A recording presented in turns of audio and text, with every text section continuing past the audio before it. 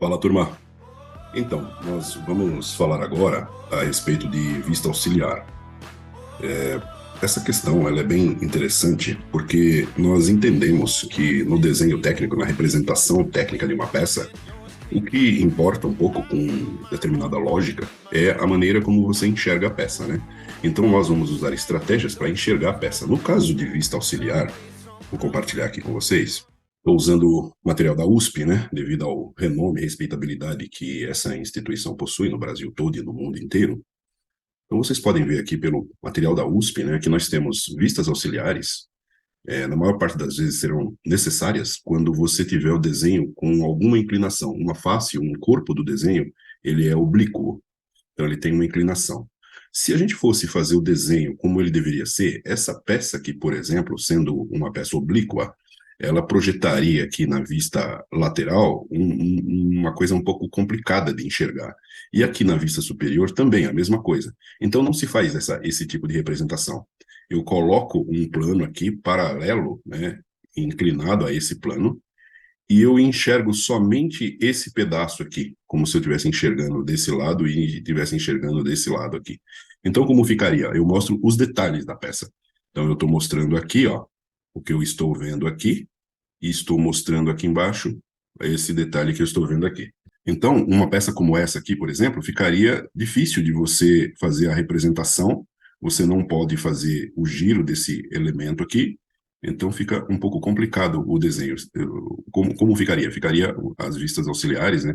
Elas seriam representadas aqui, né? Desse lado, como se eu estivesse enxergando essa vista aqui. Bom, então eu tenho uma série de peças que poderiam necessitar da vista auxiliar em si. Por exemplo, uma peça oblíqua assim, uma peça duplamente oblíqua com dois corpos oblíquos aqui, inclinado aqui, essa parte inclinada, essa parte, todas essas peças aí já seriam um pouco complicadas, né? Voltando ao raciocínio, você teria, por exemplo, uma peça com o corpo inclinado aqui, com um furo retangular.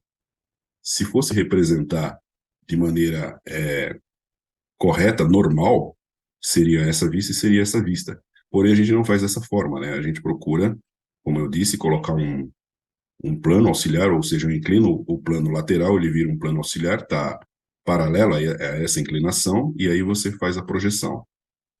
Então, nós teríamos essa situação, correto? Planificando, você teria essa situação, que seria a situação correta. Então, você, dentro das duas possibilidades, essa estaria incorreta, devido à necessidade que essa peça possui de ser representada por planos auxiliares. Então, vistas auxiliares surgem aqui, você faz uma linha de ruptura aqui, mais ou menos, né, antes dessa inclinação, desse pescoço aqui, e você representa dessa forma. Se eu tenho uma peça inclinada desse jeito, a representação dela poderia ser feita só por duas vistas, mas se eu tiver detalhes aqui, então seria melhor eu apresentar uma auxiliar aqui assim, apesar de que ela está bem representada com essas três vistas aqui, ok? Se eu tiver detalhes aqui, eu puxo uma vista auxiliar, olha como ele puxou, puxo uma vista auxiliar e represento o detalhe aqui. Olha essa peça, por exemplo, ó, um corpo inclinado aqui, a representação, e aqui a vista auxiliar, como se eu tivesse feito um corte aqui, né, para mostrar auxiliar aqui. Olha essa peça aqui. Essa peça é bem clássica, tá? Dois corpos oblíquos aqui, ó. Olha como representa a caixa dela. Esse primeiro detalhe, esse segundo aqui, ó. Essa peça aqui, ó. Olha a representação dela, ó. Aqui, ó, um auxiliar, aqui embaixo auxiliar. Olha isso aqui, ó. A representação e auxiliar. Olha essa peça aqui, ó. Como se eu puxasse aqui, eu estou enxergando por aqui por cima, ó. Tá o auxiliar dela aqui. E aqui tá a caixa. Então, a vista auxiliar, ela utiliza, né, essa estratégia. Você vai ficar em paralelo com a superfície que estiver oblíqua e vai fazer o desenho como você está enxergando.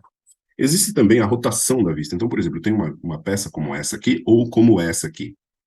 Eu posso rotacionar nesse eixo aqui esse corpo que está inclinado. Ou eu posso também rotacionar essa nervura para esse ponto aqui, fazendo com que ela fique no mesmo alinhamento dessa nervura que está aqui atrás, e isso seria a rotação. A rotação ocorre, então, dessa forma. Ó.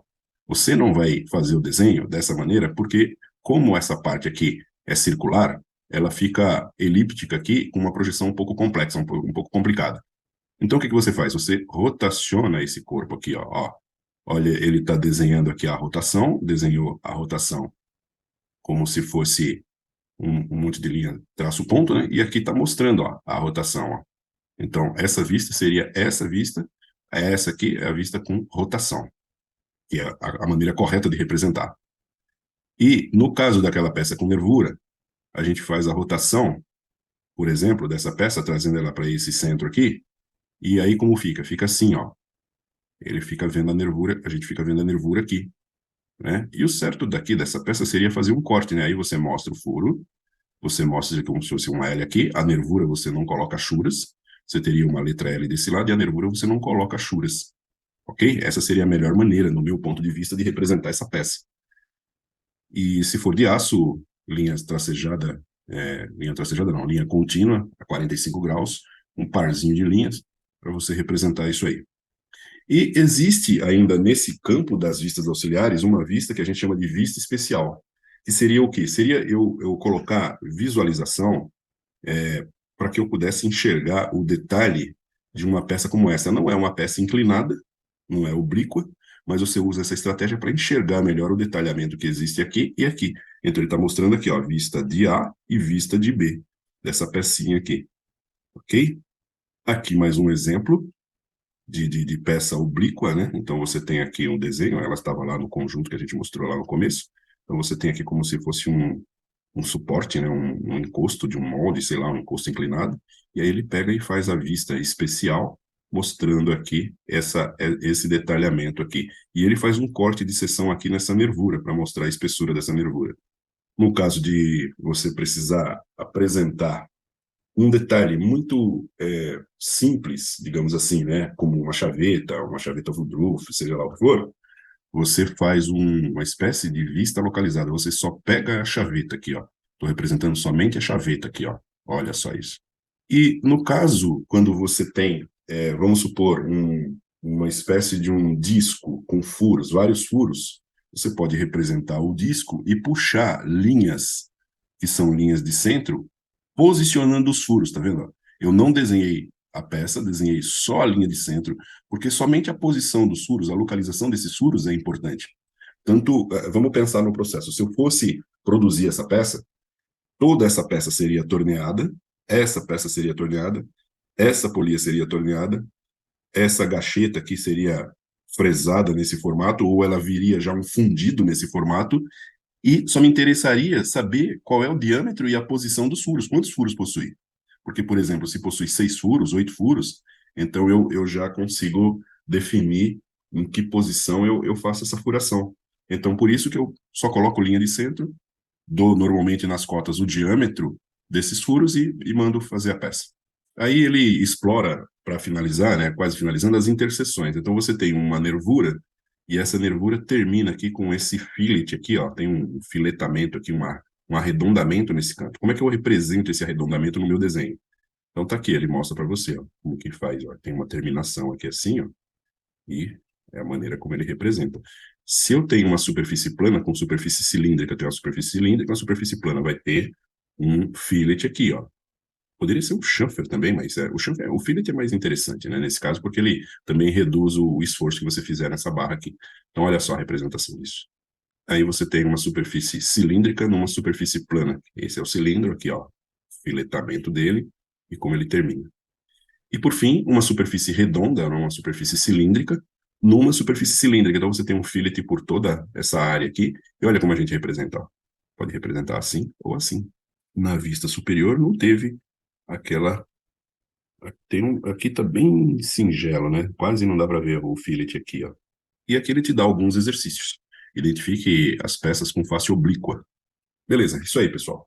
Bom, e com isso, nós finalizamos essa parte de representação do desenho, representação gráfica do desenho. Nós vamos entrar agora num tema, e vamos explorar muito mesmo, é o tema de cotagem, dimensionamento das peças. Depois de cotagem e dimensionamento, que vai render aí pelo menos uns 5, 6 vídeos, a gente vai entrar na parte de tolerâncias, que é na sequência, ok?